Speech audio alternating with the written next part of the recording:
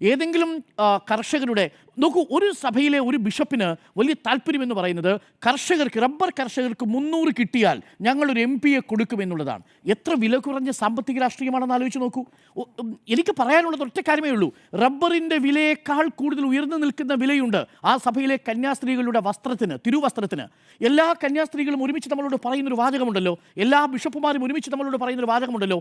കേരളത്തിന് പുറത്തു പോകുന്നവർ പറയുന്നൊരു കാര്യമുണ്ട്, കേസ് കൊടുക്കാൻ ഭയമാണ്. ഇത് കേരളമല്ലല്ലോ. കേസ് കൊടുക്കാൻ ഭയമാണ്. ഇത് കേരളമല്ലല്ലോ. ഇത് ബിഷപ്പ് പമ്പ്ലാരി പിതാവ് കേൾക്കണം. കേരളത്തിന് പുറത്ത് അടികൊണ്ട പാസ്റ്റർ നമ്മളോട് പറയുന്നുണ്ട്. ഒഡീഷയിൽ അടികൊണ്ട ലിജോ പിതാവും ജോജോ പിതാവും നമ്മളോട് പറയുന്നുണ്ട്. ഭയമാണ് കേസ് കൊടുക്കാൻ പോലും. നമ്മുടെ കേരളമല്ലല്ലോ.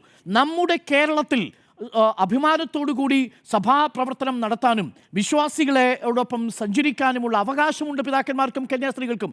ഒരു കന്യാസ്ത്രീയെയും നമ്മളിവിടെ ആക്രമിക്കില്ല. ബസ്സിലിരിക്കുമ്പോൾ കന്യാസ്ത്രീക്ക് സീറ്റ് എഴുന്നേറ്റ് കൊടുക്കുന്ന നാടാണ് കേരളം.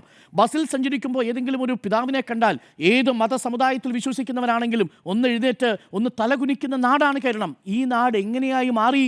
ഈ നാടായതിൻ്റെ കാരണം ഇന്ന് നിങ്ങൾ ആർക്ക് നന്ദി പറയുന്നു? അവർ ഈ നാട് ഭരിക്കാത്തത് കൊണ്ടും അവർ ഈ നാടിൻ്റെ സാമുദായിക ഐക്യത്തിൽ വിഷം ചേർക്കാൻ ഈ നാട് ഒരുമിച്ച് നിന്ന് എതിർത്തത് കൊണ്ടുമാണ്, അനുവദിക്കാത്തത് കൊണ്ടുമാണ്. ആ ജാഗ്രതയെ പരിഹസിക്കരുത് എന്ന് മാത്രമേ നമുക്ക് പറയാനുള്ളൂ.